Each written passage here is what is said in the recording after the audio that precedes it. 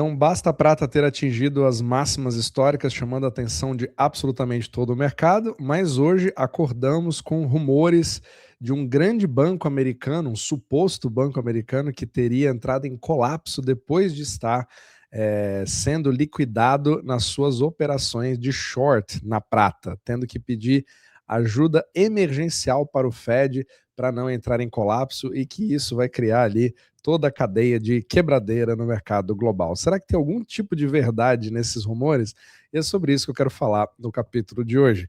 Já dá meio que vontade de dar risada, né, sobre isso, porque a forma que ele criou ali, que ele tomou conta de todo o mercado, chegou a ser quase cômico. Mas vamos primeiro para o preço da prata, né? Que nem a gente falou ontem, foi até interessante, já no próprio capítulo de ontem, a primeira vez que eu faço dois capítulos seguidos, né, sobre o mesmo tema, assim, em relação à prata, é porque agora realmente ela está chamando a atenção pelo seu movimento. Mas ontem ele foi para cima e hoje ele já sofreu uma forte correção, né? Ele teve uma queda de quase 10% somente no dia de hoje, agora já voltando um pouquinho depois, né? Ele chegou a bater quase os 80 e agora ele chegou a voltar ali aos 70 e agora já voltou para os 72, mas foi uma correção significativa. Inclusive me surpreendeu, porque baseado na análise que eu passei ontem, você só esperaria esse tipo de movimento talvez um pouco depois da virada do ano novo, mas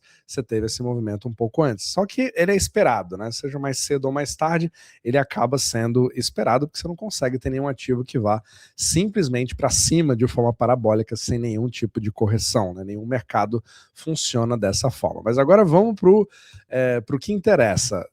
Talvez a sua timeline tenha sido invadida com esses dois prints aqui, que foram bem interessantes. E é sempre importante você olhar a seguinte coisa.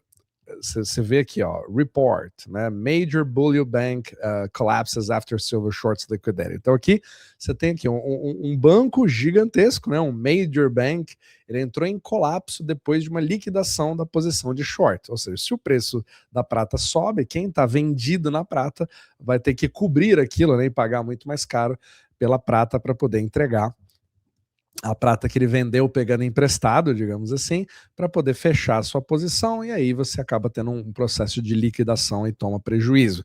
E aqui você vê claramente pela forma, só para você poder entender um pouco, né, de como que narrativas podem ser espalhadas na velocidade da luz, onde você tem sites como esse daqui, o Silver Trade, ele obviamente que ele com certeza está voltado para a prata. Então ele já cria toda aquela narrativa de que a prata foi manipulada desde sempre e vai chegar um momento onde esses bancos malvadões vão tomar ali o silver squeeze e teremos a justiça no mercado. Então são justiceiros. Então você vê contas de Bitcoin fazendo isso, você vê contas de ouro fazendo isso em relação ao ouro, você vê as contas de prata falando isso sobre a prata. Por isso que é importante você não ter paixões em cima de ativos e tentar verificar, peraí, isso é verdade mesmo? Tem algum fundamento no que nós estamos falando?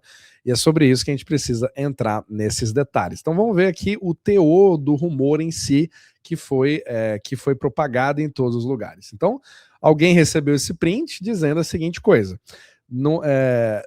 à medida que essa história foi escrita, né, são 11h01 da manhã do horário Eastern Time dos Estados Unidos, do dia 28 de dezembro, e são relatórios que vieram dizendo, né, alegando que um banco sistemicamente importante, então, decora essa frase, que eu vou voltar nela já já, que é um grande ator, assim, que está bem ativo no mercado de futuros da prata, ele falhou em pagar a sua chamada de margem, né, o seu margin call, às 2h da manhã, e foi liquidado pelo mercado de futuros às 2h47. Então é importante você ser bem preciso nos horários, né? Quanto mais quebrado, mais é verídico o relatório, né? Obviamente de forma irônica.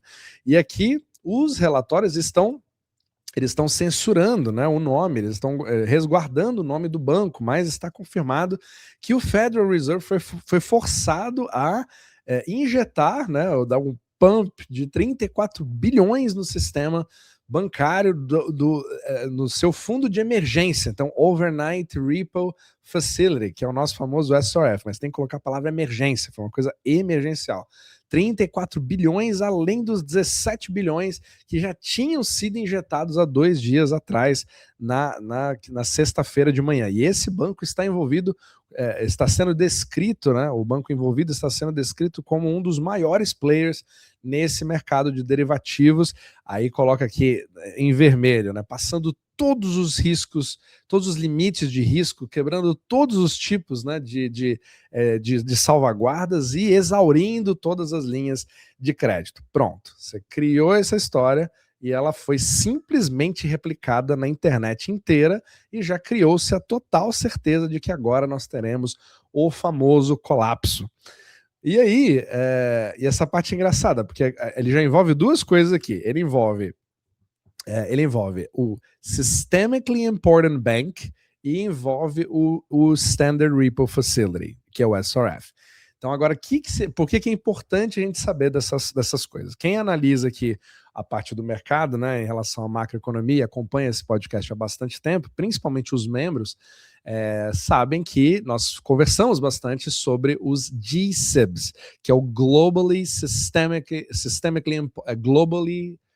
Systemically Important Bank. São os bancos que são os pilares do sistema eurodólar, são os bancos responsáveis pela distribuição do próprio sistema, né? Então, se um banco desses quebrar, ele é justamente o banco que leva todo o processo, todo o resto junto com ele, certo?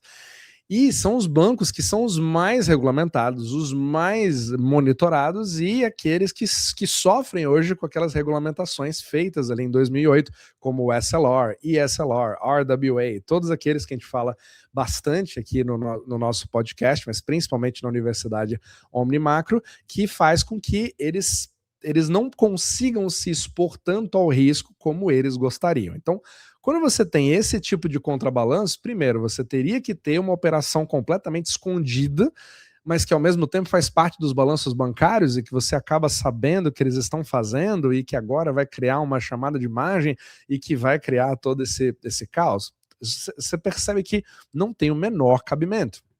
E ao mesmo tempo, você não consegue, se você estoura todos os tipos de limite, né? Como é que você vai estourar? Se você estourar o SLR, se você estourar o RWA, que são justamente fatores no cálculo, né, da quantidade de ativos que você precisa ter baseado no risco das operações e na quantidade de ativos arriscados ou na quantidade de alavancagem que você cria, né, que são dois tipos de trava diferentes e você é travado pelaquela que chega primeiro em você. E eu explico, lembrando, né, não quero complicar demais esse vídeo, porque esse aqui está no YouTube, mas eu explico em detalhes tudo isso aqui no nosso Substack, né, na Universidade Omnimacro. Então, quando você faz isso, você está literalmente falando assim, isso aqui não está, ninguém mais está controlando absolutamente nada, né? Eles estão passando desse limite e eles continuam tendo o mesmo privilégio de poder comprar bonds, que é justamente o que os torna globally systemic important banks, entendeu?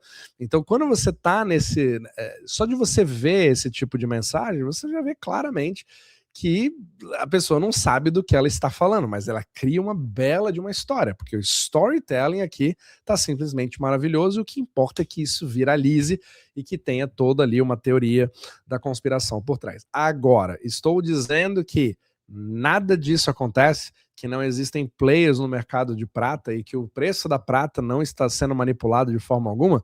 Com certeza não. Aliás, manipulação nada mais é do que uma força de mercado. Né, o Bitcoin é manipulado, o ouro é manipulado, a prata é manipulada, a SP500 é manipulada.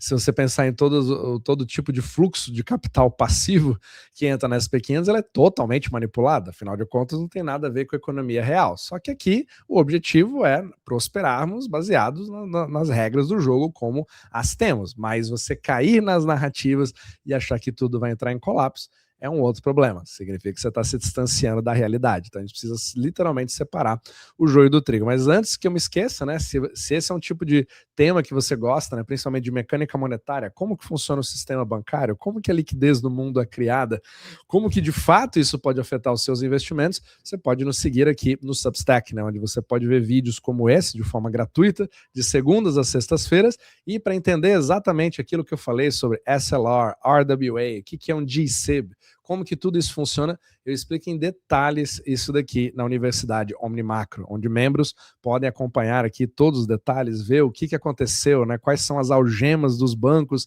desde 2008, assistindo esse primeiro capítulo aqui, que eu recomendo, mas eu tenho uma série de capítulos aqui para você literalmente ter um Netflix inteiro sobre o sistema monetário da forma que ele é e não da forma que a gente aprende na faculdade. E também membros Omnimacro Pro podem acompanhar todas as movimentações das nossas carteiras, né, o que nós estamos fazendo e estratégias para você poder sobreviver a tudo isso, né? Inclusive nós compartilhamos aqui aos membros do Omnimacro nosso próprio portfólio, onde nós temos ali mais de 22% nesse exato momento. Hoje teve uma queda, com certeza, né? Nós temos aqui uma parte em metais também, e o ouro teve uma queda significativa junto com a prata, mas o objetivo é sempre do longo prazo. Mas você pode ver todos os links aqui na descrição abaixo para nos seguir. Agora vamos lá. A gente precisa voltar agora a outra parte. A gente falou do GSIBs, agora a gente precisa falar sobre o SRF, que é o Standard Repo Facility, que eu já expliquei em vários capítulos anteriores também, porque ele cria uma certa... aquela questão do impressão de dinheiro e o Fed está intervindo, está injetando dinheiro, né? Está bombeando dinheiro na economia, como o pessoal adora falar em inglês, né? Pumping the economy, como se fosse uma impressora que está salvando os bancos, e é exatamente isso que está acontecendo, porque o JP Morgan, né? Que todo mundo quer dizer que foi o JP Morgan que fez isso, porque ele é o maior dos GSIBs do mundo hoje, e que ele é o maior manipulador de todos, e agora ele está tomando esse rombo no seu balanço. E aí, algum banco, que a gente só vai saber daqui a 2 anos, tomou um certo crédito ali do Fed emergencial nesse fundo. Mas quem acompanha o que eu estou falando, é o que a gente fala nesse podcast, você vê aqui, esse é o movimento do SRF. Nós viemos acompanhando, principalmente aqui desde o final de outubro, porque o SRF não foi usado há muito tempo, só que o Fed adoraria que os bancos pudessem usar isso. Então, o que é o SRF? O SRF nada mais é do que uma forma de do Fed criar um balcão para que os bancos internacionais possam obter crédito. Não é injetar dinheiro do nada. Você faz uma operação chamada de repo, onde você coloca um bond americano, um título americano, como colateral, que é uma coisa que geralmente você faz entre bancos, mas quando esse mercado tem um certo problema, um certo risco, ou juros nesse mercado, que a gente chama de SOFR, né, ficam mais altos ou muito discrepantes em relação àquilo que o Fed faz, você tem a possibilidade de fazer uma arbitragem diretamente com o Fed. É o Fed dizendo, nós temos aqui esse balcão disponível para vocês usarem, caso vocês precisem. Então, tecnicamente, quem usar isso aqui vai ficar com aquela pecha de que esse banco talvez tenha algum problema, né? Que a gente explicou na Universidade Omnimacro, né? O problema do estigma que a gente tem, que não pega muito bem, apesar de a gente não saber imediatamente quem é o banco, mas é uma informação que vira pública depois.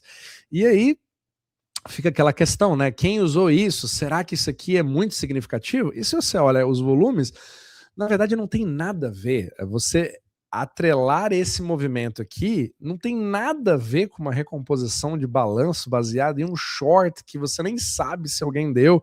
Então, assim, não é assim que as coisas funcionam. É literalmente você falar que o cara tentou pegar álcool para botar num carro a gasolina para substituir o óleo do motor. Não faz o menor sentido, certo? Porque nada disso tem uma correlação direta, só que isso pega muito bem, principalmente quando não se entende exatamente a mecânica monetária. Então é isso que a gente precisa entender, porque as peças funcionam de uma forma totalmente diferente. Agora, pode ter sido coincidência, pode ter criado efeitos em outros bancos, caso isso tenha existido, que poderiam fazer com que um outro banco agora precise entrar com o SRF, principalmente num volume que nem foi tão expressiva assim. Nós estamos falando aqui de 16 bilhões de dólares, né, no dia de hoje, né, eu estou gravando agora às 3 da tarde do dia 29, acho que esse daqui só cobre de manhã.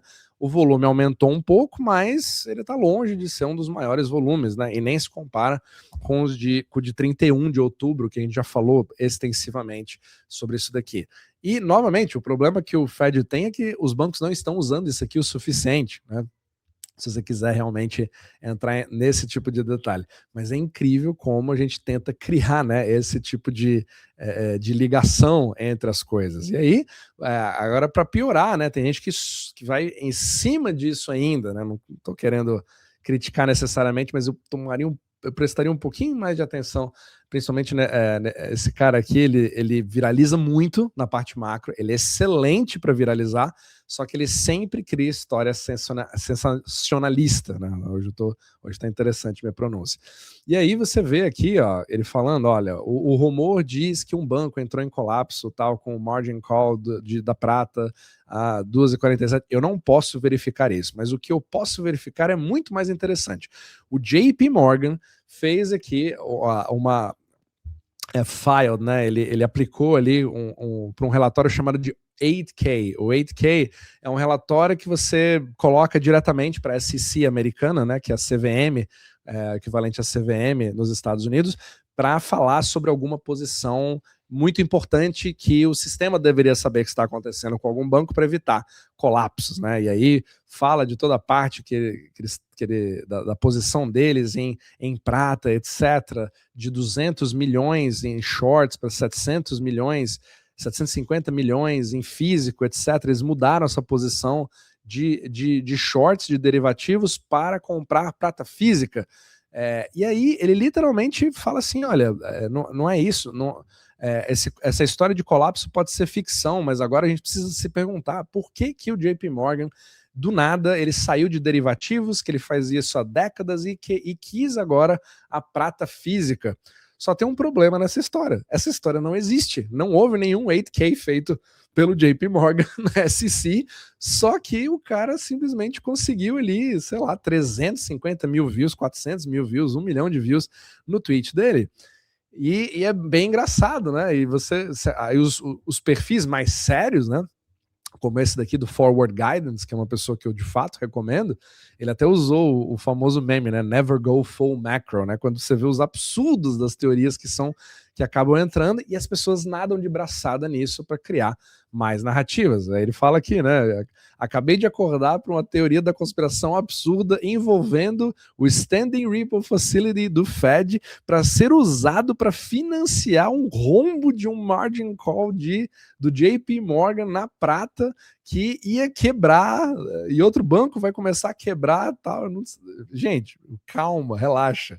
2026 nem começou ainda e já tá parecendo que vai ser um ano 2025 deluxe, né? Vai ser incrível. É aquela coisa.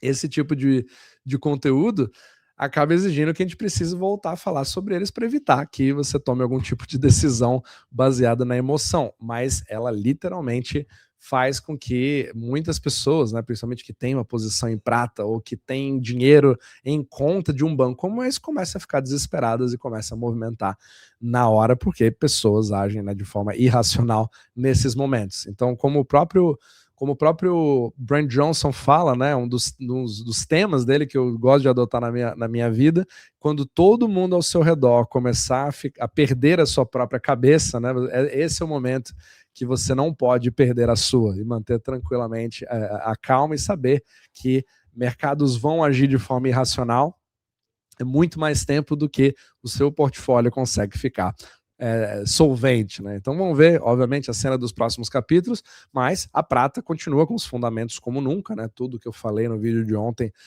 continua valendo. Existe manipulação? Com certeza existe, só que a gente precisa também não entrar em tanta